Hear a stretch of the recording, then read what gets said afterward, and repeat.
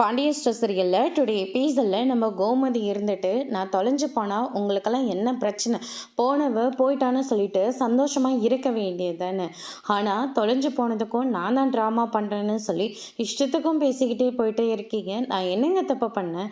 கதிருக்கும் ராஜுக்கும் கல்யாணம் பண்ணி அவங்க என்ன பேசாமல் ஒருத்தருக்கு ஒருத்தர் மாறி மாறியாக சண்டை போட்டுக்கிட்டா இருக்காங்க. சந்தோஷமாக தானே இருந்துட்டுருக்காங்க. ராஜுக்கு என்ன தேவையோ கதிர் செய்கிறான், கதிருக்கு என்ன தேவையோ அதை ராஜு பண்ணிக்கிட்டு இருக்கா.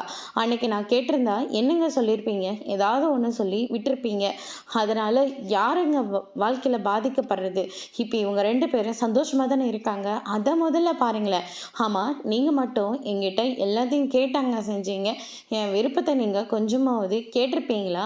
இல்லை மதிச்சுப்பீங்களா? நீங்கள் குழலைக்கு கல்யாணம் ஆகி ரொம்ப வருஷம் ஆகுதுதான். ஆனால் அவளுக்காக மாப்பிள்ளை பார்த்தீங்களே, கடையிலேயே நல்ல சம்மந்தம் அப்படின்னு சொல்லிட்டு கடையிலேயே பேசி முடிச்சுட்டு வந்துட்டு என்கிட்ட ஒரு ஃபார்முலாவுக்காக சொல்லிட்டு போனீங்க. அதே மாதிரி அரசியோட கல்யாணம் எப்படிங்க ஆச்சு? கோயிலுக்கு, குலதெய்வம் கோயிலுக்கு போனீங்க. யாருக்கும் கிடைக்காத சொந்தம் உங்களுக்கு கிடைச்சிருக்குன்னு சொல்லி என்கிட்ட ஒரு வார்த்தை கூட கேட்காம போயிட்டு அரசிக்கு சம்மந்தம் பேசிட்டு வந்தீங்க. அதே மாதிரி நம்ம சரவணனையும் எடுத்துக்கோங்க, அதே தான் பண்ணீங்க. ஆனால் என்ன நீங்கள் ஒரு வார்த்தையாவது மதிச்சிருப்பீங்களா? இல்லையே. நீங்கள் என்ன சொன்னாலையும் அதுக்கு நான் தலையாட்டோம், எது கேட்டாலையும் ஆமாங்க ஆமாங்க அது மட்டும்தான் நான் சொல்லணும். நீங்கள் சொல்கிறதா சரி, நான் சொல்லிடுறோம். அப்படி உங்களை மீறி நான் ஏதாவது பண்ணிட்டா இப்படி பேசாமல் இருக்கிறது. நானும் உங்கள் பின்னாடி எத்தனை நாளைக்கு இங்கே தெரிஞ்சிட்ருக்கிறது அப்படின்னு சொல்லிட்டு கோமதி வெளுத்து வாங்கிட்டு இருக்காங்க. உங்களுக்கு கொஞ்சமாவது என் மேலே அக்கறை இருக்காடா?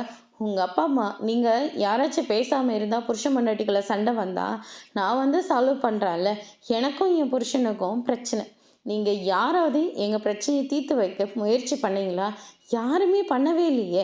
நான் எங்கே போனேன்? என்ன உங்களுக்கெல்லாம் பிரச்சனை? உங்களுக்கு தேவை சாப்பாடு. சாப்பாடு அந்த டைமுக்கு வந்து இருக்குதா? அதை மட்டும் பாருங்கள். தேவையில்லாமல் யாரும் என்னை பற்றி யாருமே எந்த கவலையும் படாதீங்க அப்படின்ற மாதிரி சொல்லிடுறாங்க. பாண்டியன் எதுவே பேசாமல் அங்கேருந்து கிளம்பிடுறாங்க. அதுக்கடுத்ததா அம்மா அப்படின்ற மாதிரி சொல்கிறாங்க. என்னடா அம்மா? அதான் போயிட்டாருல்ல, போ, உங்கள் அப்பா போயிட்டாருல்ல, அப்படியே பின்னாடியே வாழை பிடிச்சிக்கிட்டு அப்படியே பின்னாடியே போயிடு அப்படின்ற மாதிரி நம்ம சரவணனையும் பிடிச்சி திட்டி விட்டுடுறாங்க. அதுக்கடுத்தா வியாபாரத்தில் இருக்கிற போது பாண்டியனுக்கு பயங்கரமாக கோபம் வருது. பாத்தியா உங்கள் அம்மா எப்படியெல்லாம் பேச்சு பேசுகிறான்னு? எப்போவோ நடந்த விஷயத்துக்கெல்லாம் இப்போ போட்டு உடைச்சிக்கிட்டு இருக்கா. ஆம்பளைங்க தான் கமுக்கமாக இருந்து வேலையை முடிக்குவாங்கன்னு சொல்லி கேள்விப்பட்டிருக்கேன். ஆனால் இப்படி பொம்பளைங்களும் இப்படி தானே இருக்காங்க அப்படின்னு சொல்லிட்டு நம்ம பாண்டியன் இருந்துட்டு கோமதி பேசினதெல்லாம் தாங்கிக்க முடியாமல் ஆத்திரத்தில் கொட்டிக்கிட்டு இருக்காங்க. அதுக்கு அடுத்தது இந்த பக்கம் நம்ம கோமதி வந்து பயங்கர கோவத்தில் இருக்காங்க. கோமதியை சுற்றி ராஜி, அரசி, நம்ம மீனா, அம்மாச்சின்னு சொல்லிட்டு எல்லாருமே இருக்காங்க. என்னடி எல்லாரும் என்ன அப்படி பார்த்துக்கிட்டு இருக்கீங்க? கொஞ்சம் ஓவராக பேசிட்டோம். கொஞ்சம் இல்லை, ரொம்பவே கொஞ்சம் ஓவராக தான் பேசிட்டீங்க அப்படின்ற மாதிரி ராஜி, அரசியெல்லாம் வந்து சொல்லிக்கிட்டு இருக்காங்க.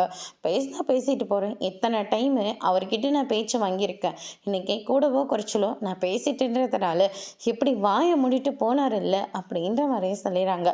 ஆமாம் அம்மா, உங்களுக்கு என்ன பிரச்சனை? நான் காலையில் எல்லாத்தையும் எடுத்து வைக்கும் போது கூட நான் மீனாவோட தான் கோயிலுக்கு போகிறேன், போயிட்டு வரேன், சாயங்காலம் ஆகிடும்னு உங்ககிட்ட தானே நான் சொல்லிட்டு போனேன் அப்படின்ற மாதிரி சொல்கிறாங்க.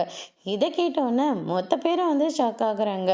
அம்மாச்சி, அம்மா உங்ககிட்ட சொல்லிட்டு போனது ஏன் நீங்கள் இங்கே யார்கிட்டையுமே சொல்லவே இல்லை? சொல்லியிருந்தா என்ன பண்ண முடியும் உங்களால்? உங்கள் அம்மாவும் உங்கள் அப்பாவும் பேசாமல் இருக்காங்களேன்னு சொல்லிட்டு கடாக்குட்டியாக நீ ஏதாவது முயற்சி பண்ணியா? எதுவுமே பண்ணவே இல்லையே. அதனால தான் அழுட்டன்னு சொல்லிட்டு விட்டுட்டேன். அதனால தான் மீனாக்காவுக்கு ஃபோன் பண்ணும்போது கூட நீங்கள் ஃபோனை பிடுங்குனீங்களா அப்படின்ற மாதிரி ராஜி வந்து கேட்கவும், ஆமாம் அதனால தான் அப்படின்ற மாதிரியும் சொல்கிறாங்க. அம்மாச்சி, என்ன வேலை பண்ணி வச்சுருக்கீங்க நீங்கள் அப்படின்னு சொல்லிட்டு எல்லாருமே பயங்கர அதிர்ச்சியில் இருக்காங்க. அதுக்கு அடுத்ததா ஏதோ 2 பேரும் பேசுகிறீங்களோன்னு நான் எதிர்பார்த்து இதெல்லாம் செஞ்சேன். ஆனால் கடைசியில் 2 பேரும் சண்டை போட்டுக்கினதான் மிச்சம் அப்படின்ற மாதிரி சொல்லிடுறாங்க. அதுக்கு அடுத்ததாக வந்து பார்த்தீங்கன்னா இந்த பக்கம் மாப்பிள்ளை வருவாரா, அதெல்லாம் வருவார், வராமல் எங்கே போயிட போகிறாரு அப்படின்ற மாதிரி சொல்லிடுறாங்க. அதுக்கு அடுத்ததாக சரவணன் நேர்ந்துட்டு டைம் ஆச்சுன்னு சொல்லிட்டு வெளியே இருக்கிற எல்லா பொருளையும் கடையில் தூக்கி வச்சுக்கிட்டு இருக்காங்க. வாங்கப்பா போகலாம், எங்கே கூப்பிட்ற, நான்லாம் எங்கேயும் வரதா இல்லை அப்படின்ற மாதிரி சொல்கிறாங்க. அதுக்கு அடுத்ததாக நம்ம பழனி வந்து நின்றுட்டு இருக்காங்க. வீட்டில் நடந்த எல்லா விஷயத்தையும் அம்மா சொன்னாங்க. கேட்டோன்னே ரொம்ப அதிர்ச்சியாக போச்சு. சரி வாங்க வீட்டுக்கு போகலாம் மச்சான், நான்லாம் எங்கேயும் வரல, உங்கள் அக்கா என்னெல்லாம் பேச்சு பேசினா தெரியுமா அப்படின்ற மாதிரி சொல்லிக்கிட்டு இருக்காங்க. எனக்காக தான் பேச யாருமே இல்லையே அங்கே, அந்த கவர்மெண்ட் ஜாப்காரன் அந்த பேச்சு பேசினான், அந்த கதிர் அதை விட அதிகமாக பேசிட்டான், எனக்குன்னு யார் இருக்காங்க, உங்களுக்காக நான் இருக்க மச்சான், வாங்க போகலாம் அப்படின்னு சொல்லிட்டு நம்ம பழனி வந்து சமாதானம் பண்ணிக்கிட்டு இருக்காங்க. அதோடு இன்னைக்கான எபிசோட் முடிச்சிருக்காங்க.